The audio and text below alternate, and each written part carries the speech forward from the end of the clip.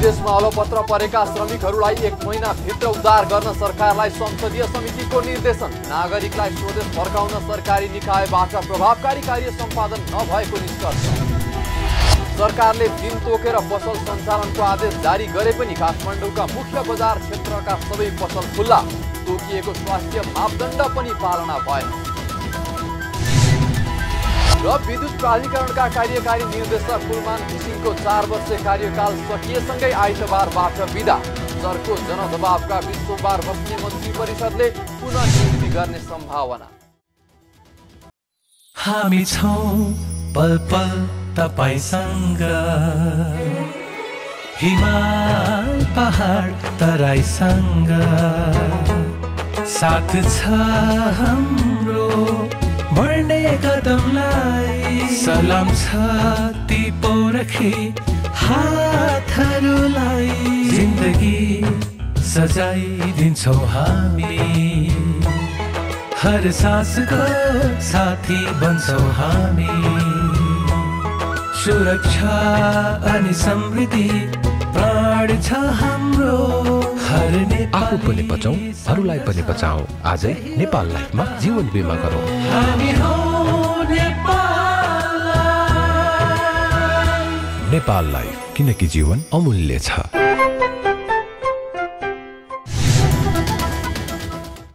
नमस्कार, कारोबार समाचारमा स्वागत छ। अब समाचार विस्तारमा। कोरोना प्रकोपका कारण लामो समयदेखि रोजगारी गुमाई विदेशमा अलपत्र अवस्थामा परेका नेपाली श्रमिकहरूलाई 1 महिनाभित्र उद्धार गर्न संसदीय समितिले सरकारलाई निर्देशन दिएको छ।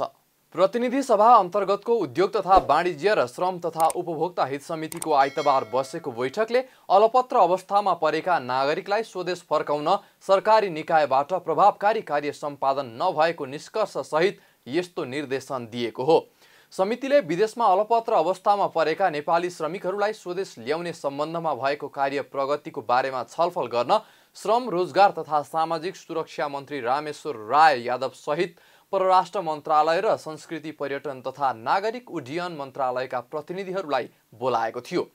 छलफलपछि समितिका सभापति विमल प्रसाद श्रीवास्तवले अलपत्र अवस्थामा रहेका श्रमिकलाई जति सक्दो चाँडो कम्तीमा 1 महिनाभित्र उद्धार कार्य सम्पन्न गर्ने गरी तत्काल उद्धार कार्य प्रारम्भ गर्न श्रम मन्त्रालय र परराष्ट्र मन्त्रालयलाई निर्देशन दिनुभयो। उहाँले वैदेशिक रोजगारीको रूपमा Saudi Arab, Qatar, Kuwait, Malaysia लगायत देशमा गएका र कोरोनाको कारणबाट लामो समयसम्म रोजगारी विहीन भई अलपत्र अवस्थामा रहेका श्रमिकहरूलाई नेपाल ल्याउने सम्बन्धमा सम्बन्धित सरकारी निकायबाट प्रभावकारी कार्य सम्पादन गर्न नसकेको भन्दै समितिको गम्भीर ध्यान आकर्षण भएको समेत बताउनुभयो। वैदेशिक रोजगारीको रूपमा Saudi Arab, Qatar, Kuwait, Malaysia आदि देशमा गएका र कोभिड-19 को कारणबाट लामो समयसम्म रोजगार विहीन भई अल्पत्र अवस्थामा रहेका श्रमिकहरूलाई नेपाल ल्याउने सम्बन्धमा सम्बन्धित सरकारी निकायहरूबाट प्रभावकारी कार्य सम्पादन गर्न नसकेकोमा समितिको गम्भीर ध्यानाकर्षण भएको छ। यसरी अल्पत्र अवस्थामा परेका श्रमिकहरूलाई जति सक्दो छिटो कम्तीमा 1 महिनाभित्र उद्धार कार्य सम्पन्न गर्ने गरी हाल अल्पत्र अवस्थामा परेका नेपालीहरूलाई ल्याउने कार्य तत्काल आरम्भ गर्न श्रम, रोजगार तथा सामाजिक सुरक्षा र परराष्ट्र मन्त्रालयलाई निर्देशन दिने। केही दिन अघि मात्रै साउदी अरबमा रहेका श्रमिकहरूले स्वदेश फर्कन नपाएको भन्दै दूतावास अगाडि प्रदर्शनी नै गरेका थिए भने कुवेतबाट नेपाल वायु सेवा निगमको विमान सरकारको आदेशमा स्वदेश आउने अन्तिम तयारी रहेका नागरिकलाई छाडेर रित्तै फर्केको थियो। बैठकमा समितिका सभापति श्रीवास्तवले विदेशबाट आफ्नो खर्चमा आउन नसक्ने नागरिकको विवरण एकिन गरी सरकारको खर्चमा उद्धार गर्न पनि श्रम मन्त्रालयलाई निर्देशन दिनुभयो। साथै उहाँले वायु सेवा निगम र हिमालयन एयरलाइन्सको विमानलाई साउदी अरब जस्ता देशमा केन्द्रित गर्न समेत निर्देशन दिनुभयो। विदेशबाट आफै आउन नसक्ने गरी अल्पत्र परेका श्रमिकहरूको यथार्थ सूचना सङ्कलन गरी त्यस्ता व्यक्तिहरूलाई राजकोषबाट खर्च बेहोरेर ल्याउने व्यवस्था गर्दा नेपाल सरकार श्रम, रोजगार तथा सामाजिक सुरक्षा मन्त्रालयलाई निर्देशन दिने। विदेशबाट नेपाल श्रमिक ल्याउँदा नेपाल वायु सेवा निगम र हिमालयन एयरलाइन्सलाई विदेशी एयरलाइन्स कम्पनीले नेपालमा उडान नभर्ने साउदी अरेबिया जस्ता देशमा केन्द्रित गर्न र अन्य देशमा जुन एयरलाइन्सबाट ल्याउँदा छिटो छरितो र सहज हुन्छ। त्यस्ता एयरलाइन्सलाई प्राथमिकता दिन संस्कृति, पर्यटन तथा नागरिक उड्डयन मन्त्रालय, श्रम रोजगार तथा सामाजिक सुरक्षा मन्त्रालय र परराष्ट्र मन्त्रालय निर्देशन दिने। समितिको बैठकले सरकारले दूतावासहरूसँग प्रभावकारी समन्वय गर्न नसकेको कारण उद्धारमा चुकेको गुनासो आएको भन्दै ध्यान आकर्षण समेत गराएको छ। परराष्ट्र मन्त्रालयको अनुसार कोरोनाको कारण विभिन्न मुलुकमा अप्ठ्यारोमा परेका 61,500 भन्दा बढी नेपालीलाई स्वदेश ल्याइएको छ। विदेशमा रहेका नेपालीलाई ल्याउन संयोजन गरिरहेका परराष्ट्र मन्त्रालयका सहसचिव हरिश चन्द्र घिमिरेका अनुसार शनिबारसम्म 61,710 जना स्वदेश फर्किएका छन्। यो अवधिमा 396 भन्दा बढी उडान भएका छन्। अहिलेसम्ममा सबैभन्दा बढी कुवेतबाट नेपाली स्वदेश फर्किने संख्या धेरै रहेको सहसचिव घिमिरेले बताउनुभयो। उहाँले कुवेतमा अवैध रूपमा बसेका नेपाली कामदार समेत फर्कन चाहेका कारण यो संख्या धेरै भएको बताउनुभयो। उहाँको अनुसार हालसम्म कुवेतबाट 47,349 जना स्वदेश आउनका लागि सूचीकृत भएकोमा 17,273 जना मात्रै ल्याइएको छ। युएईमा हजुरको अब सबैभन्दा बढी चाहिँ नि युएईमा 47,349 जना अहिलेसम्म सूचीकृत हुनुभएको, 17,273 जना फर्किनुभयो र 30,000 चाहिँ अहिले मैले भने 30,000 चाहिँ अझै पनि बाँकी हुनुहुन्छ। यसको कारण चाहिँ के रहेछ भने हजुर म अलिकति हाम्रो राजदूत साहबले दिनुभएको लजिक अनुसार म यो कारण पनि बताउँ। युएईमा चाहिँ दुई किसिमको चाहिँ रोजगारीमा जाने हुन त अरू देशमा पनि छ, तर युएईमा चाहिँ ठुलो सङ्ख्या रहेछ। एउटा श्रम स्वीकृति लिएर जाने फर्मल च्यानल हो होइन, अर्को चाहिँ भिजिट भिसामा गएर उहीँ चाहिँ त्यो काम गर्ने, त्यहाँको सरकारले चाहिँ नि त्यो अनुमति दिने भएकाले त्यहाँ गएर कम्पनी छनौट गरेर काम गर्ने भएकाले त्यो सङ्ख्या चाहिँ भनौँ न धेरै जसो चाहिँ यो होटल र सर्भिस सेक्टरमा खास गरी यो टुरिज्म सेक्टर त अहिले यो कोभिडको कारणले गर्दाखेरि धेरै नै प्रभावित क्षेत्र भयो। त्यो कारणले गर्दाखेरि चाहिँ त्यहाँबाट धेरै बेरोजगार भएर चाहिँ फर्किन चाहनु भएको छ।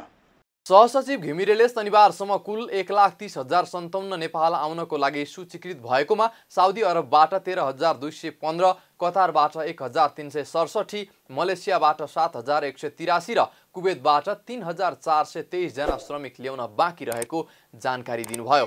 यस्तै उहाँले यो अवधिमा 335 वटा शव ल्याइएको समेत जानकारी दिनुभयो।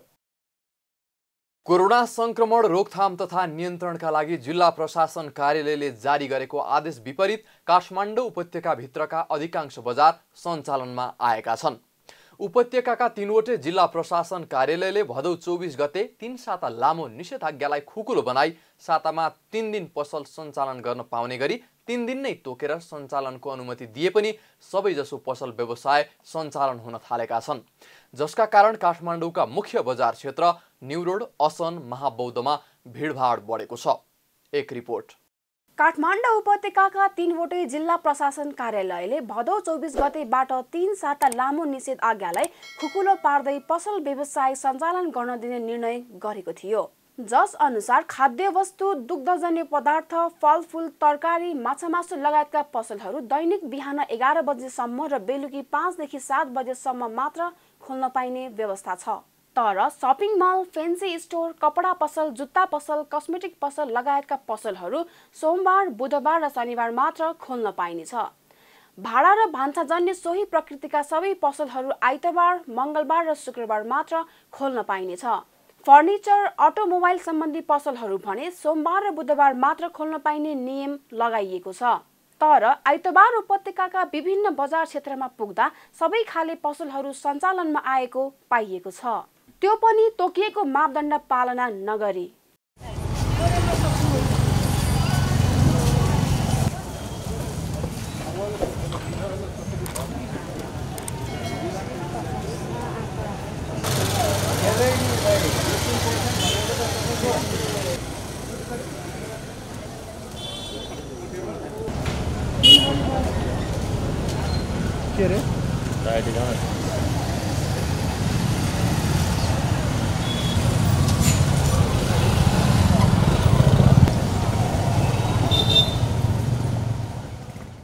काठमाडौँको इन्द्रचोक, असन, महाबौद्ध लगायतका व्यापारिक क्षेत्रमा पुग्दा अधिकांश पसलहरू सञ्चालनमा आएका छन्।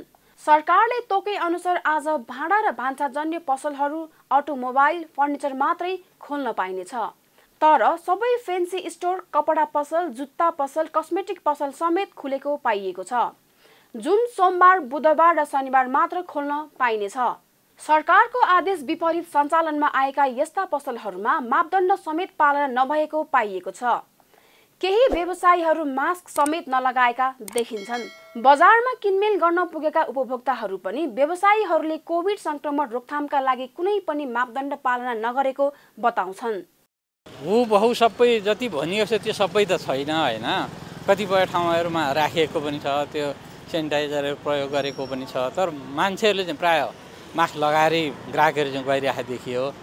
तर व्यापारीहरूमा चाहिँ त्यस्तो मास्क लगाएर बसिराखेको प्राय देखिएन के, त्यस्तो छैन। उहाँहरू त्यतिकै हुनुहुन्छ। अनि कतिपय ठाउँमा चाहिँ त्यो सेनिटाइजर पनि राखेको पनि छ, कति ठाउँमा छैन पनि के त्यस्तो।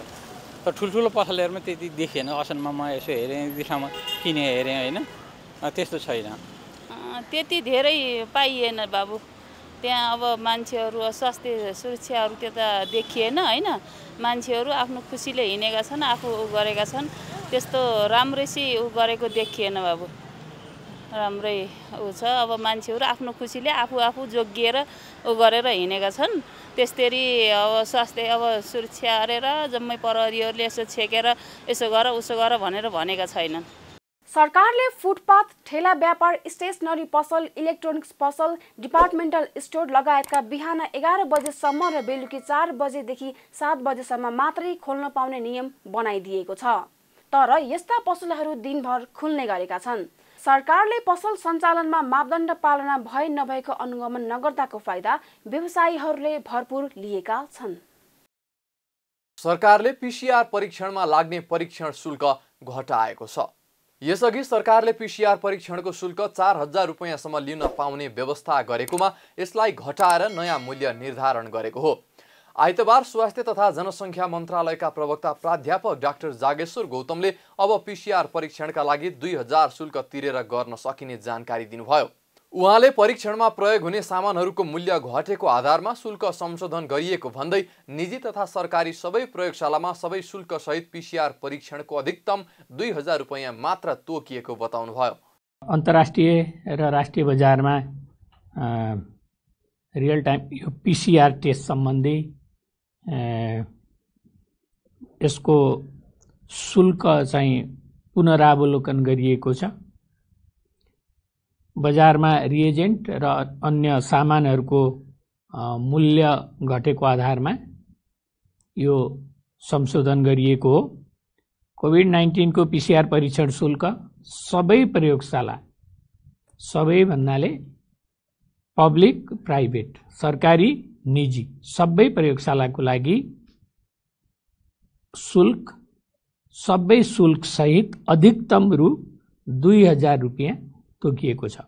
मन्त्रालयका प्रवक्ता गौतमले 4वटा अस्पतालमा पीसीआर परीक्षण गर्दा फरक नतिजा आएको सम्बन्धमा मन्त्रालयको ध्यान आकर्षण भएको उल्लेख गर्दै यस सम्बन्धमा छानबिन सुरु भएको समेत जानकारी दिनुभयो।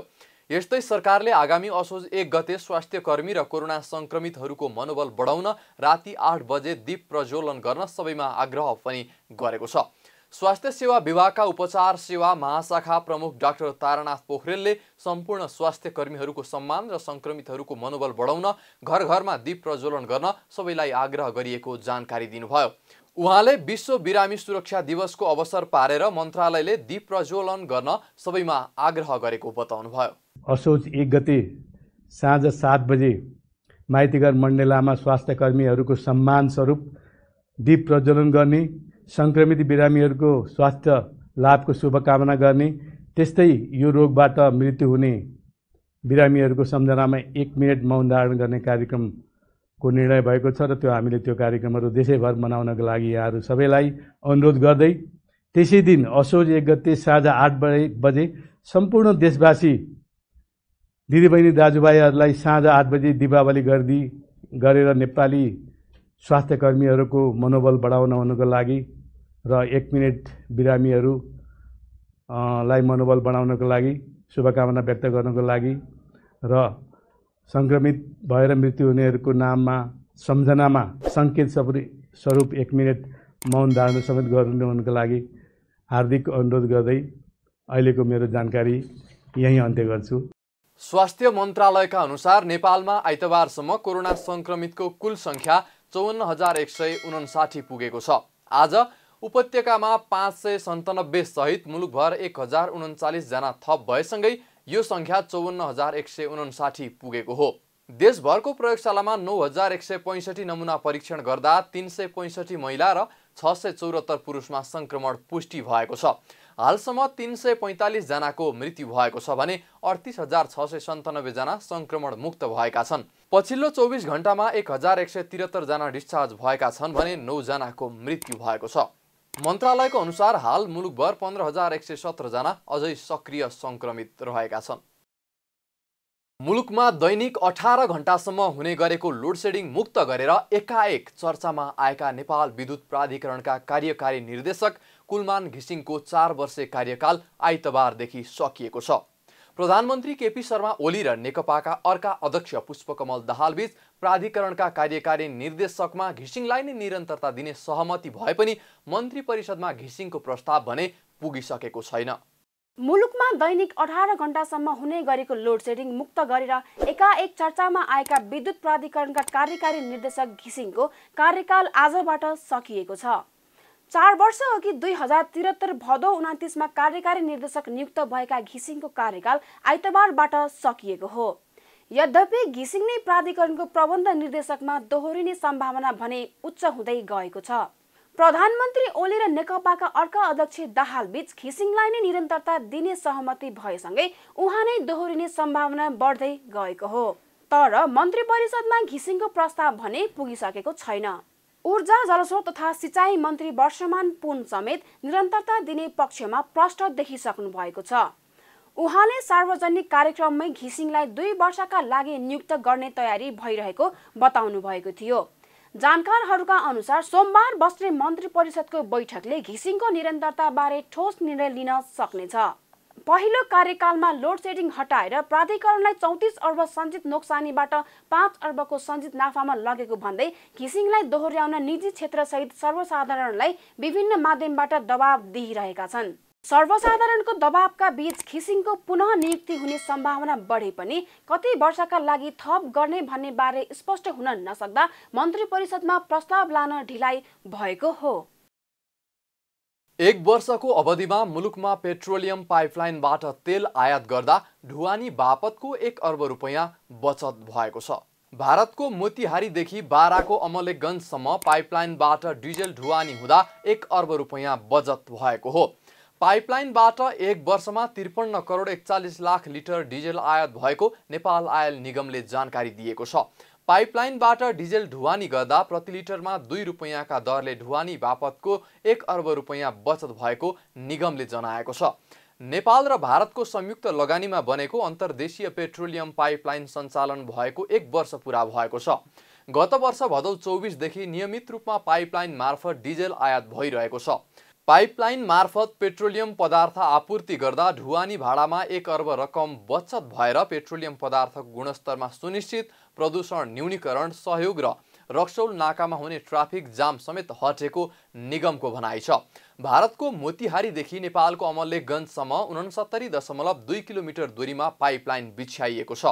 उक्त पाइपलाइनबाट प्रति घण्टा 2 लाख लिटर डिजेल आयात गर्न सकिने क्षमता रहेको छ। 1 वर्षमा 2,67,000 ट्याङ्कर बराबरको डिजेल पाइपलाइन मार्फत भित्रिएको निगमको अमलेखगञ्ज डिपोले जनाएको छ। साताको पहिलो दिनको शेयर बजारमा दोहोरो अङ्कको सुधार भएको छ। कारोबार सुरु गरेको आधा घण्टा नपुग्दै टिएमएसमा समस्या आएपछि कारोबार रोकिएको थियो। पुनः 2:15 बाट 5:15 कारोबार भएको छ।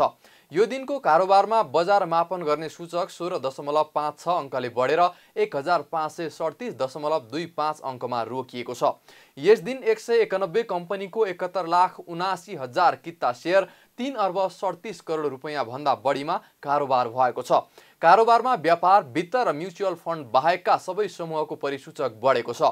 कारोबार रकमको आधारमा आइतबार नेपाल पुनर्बिमा कम्पनी अग्र स्थानमा रहेको छ। कम्पनीको 24 करोड 20 लाख रुपैयाँको कारोबार भएको छ। दोस्रो र तेस्रो स्थानमा नेपाल लाइफ र नागरिक लगानी कोष रहेको छ। कारोबार समाचारमा अब सुन चाँदी र तरकारीको थोक मूल्य तथा विदेशी विनिमय दर सम्बन्धी जानकारी।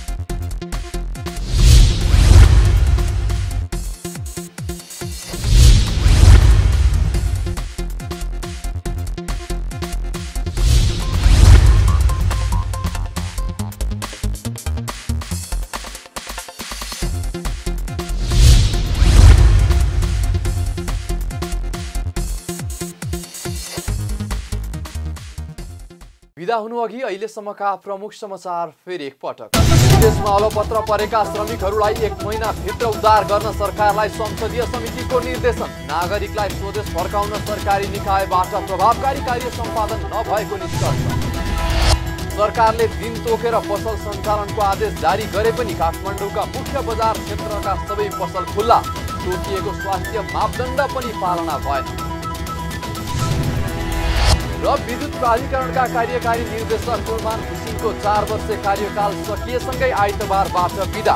सरको जनदबावका बीच सोमबार बस्ने मन्त्री परिषदले पुनः नियुक्ति गर्ने सम्भावना। कारोबार समाचार सकियो। हामीलाई बिदा दिनुहोस्।